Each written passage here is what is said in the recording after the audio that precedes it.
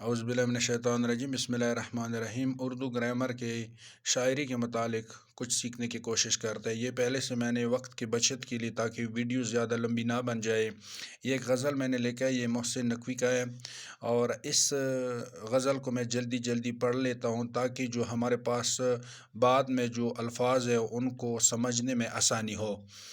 سفر تنہا نہیں کرتے، سنو ایسا نہیں کرتے، جسے شفاف رکھنا ہو اسے میلا نہیں کرتے، بہت اجڑے ہوئے گھر پر بہت بہت سوچا نہیں کرتے، سحر سے پوچھ لو محسن ہم سویا نہیں کرتے۔ یہ مکمل غزل نہیں ہے، بیچ میں سے میں نے کچھ سکپ کیے تاکہ ہمیں سمجھنے میں آسانی ہو۔ تو ابھی آتے ہیں جی، سب سے پہلے جو ہے نا، پہلے نمبر پہ غزل۔ غزل، یہ جتنی بھی ٹرم ہم پڑھ رہے ہیں، پڑھنے کی کوشش کریں گے، سارے عربی کی ہے، یہ عربی سے اردو یا فارسی میں منتقل ہوئے ہیں۔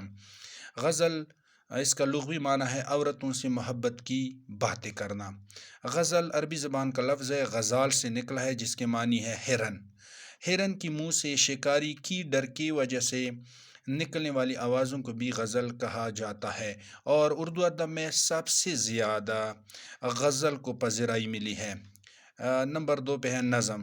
شاعری کی ایک ایسی قسم ہے جو کسی ایک عنوان کے تحت کسی ایک موضوع پر لکھی جاتی ہے۔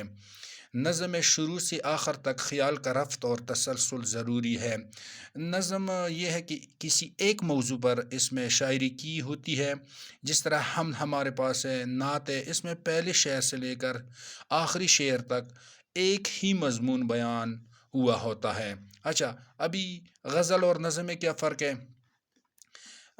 غزل کا کوئی عنوان نہیں ہوتا، غزل میں کوئی عنوان نہیں ہوتا، اور غزل کے ہر شعر کا ایک جداگانہ حیثیت رکھتا ہے، جبکہ نظم اپنے موضوع کے موافق باقاعدہ عنوان رکھتی ہے۔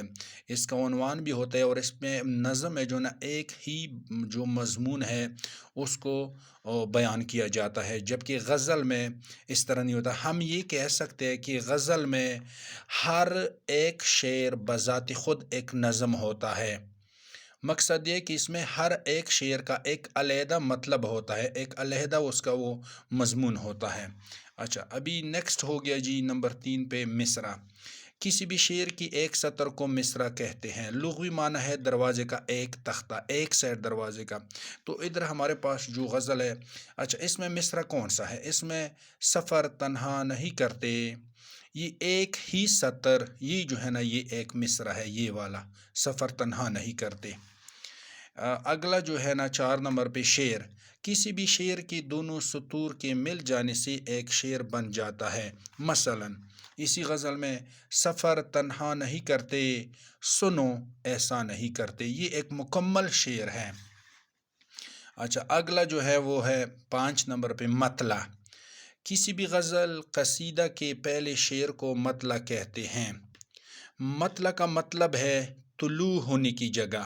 اچھا، مطلع کسی بھی غزل کا پہلا شعر، جس طرح یہ ہے سفر تنہا نہیں کرتے، سنو ایسا نہیں کرتے، یہ ایک مکمل شعر ہے، اور اس کے بعد یہ کیا ہے؟ یہ مطلع ہے۔ اگلا ہے جی مقطع، 6 نمبر پہ مقطع۔ مقطع کا مطلب ہے قطع کرنا، کاٹنا، ختم کرنا۔ کسی بھی غزل کے آخری شعر کو مقطع کہتے ہیں، جس میں شاعر اپنے تخلص کو بیان کرتا ہے، جس طرح یہ ابھی میرے پاس پورا غزل تو نہیں، بیچ میں سکپ کیا ہوا ہے میں نے، لیکن آخری سحر سے پوچھ لو محسن ہم سویا نہیں کرتے، یہ جو آخری شعر ہے یہ ہمارے پاس کیا ہے؟ مقطع ہے۔ اچھا، اگلا ہے وہ ہے 7 نمبر پہ ردیف۔ ردیف کا لغوی معنی ہے سوار کے پیچھے بیٹھنے والے شخص، مطلب ہے گھڑ سوار کے پیچھے سوار ہونے والا۔ کسی بھی غزل میں نا تبدیل ہونے والے الفاظ ردیف کہلاتے ہیں۔ مثلا کرتے کرتے، اسی غزل میں دیکھتے ہیں، اسی غزل میں ردیف کرتے کرتے کرتے کرتے کرتے، نا تبدیل ہونے والے الفاظ، یا ہم دوسرے الفاظ میں ہم کہہ سکتے ہیں کہ ردیف نظم غزل میں وہ الفاظ جو ہم وزن اور ہم آواز ہو اور بار بار دہرائے جاتے اس کو ردیف کہتے ہیں۔ اگلا 8 نمبر پہ قافیہ۔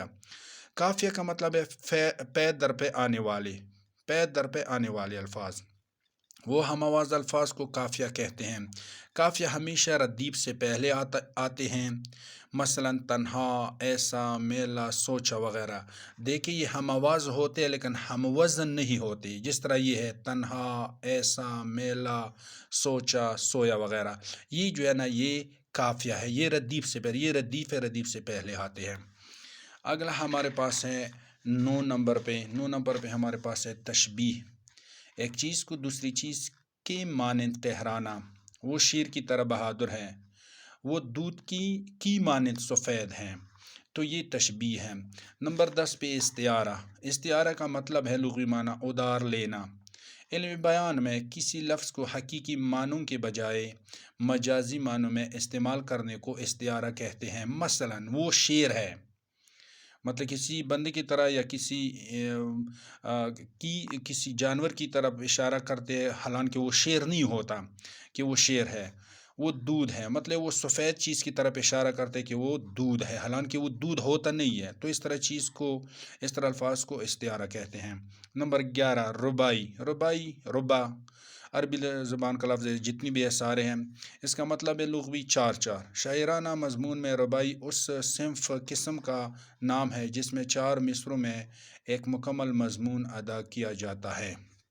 12 نمبر پہ لاسٹ آخری ہمارے پاس ہے مرثیہ۔ مرثیہ بھی عربی زبان کا لفظ ہے، رسہ سے بنا ہوا ہے، جس کے معنی مردے کو رونے اور اس کی خوبیاں بیان کرنے کے ہیں۔ لیکن اردو اور فارسی میں مرثیہ شاعری کا وہ انداز جس میں زیادہ تر اہل بیت علیہ السلام یا واقعہ کربلا بیان ہوا ہو۔ اردو مرثیہ کی ابتدا دکن سے ہوئی اور سب سے پہلے مرثیہ گو دکنی شاعر ملا وجہی تھا۔ تو یہ آج کا ٹاپک ہے، اگر کسی کو کسی قسم کا اس میں وہ رہ گئی ہو تو وہ کمنٹس میں لکھ کے وہ پوچھ سکتے ہیں، تو انشاءاللہ کلیئر کرنے کی کوشش کرتے ہیں۔ ہم کوشش کرتے ہیں کہ جتنا بھی مختصر ہو جائے، تو انشاءاللہ کل پھر ملیں گے۔ اوکے، اللہ حافظ۔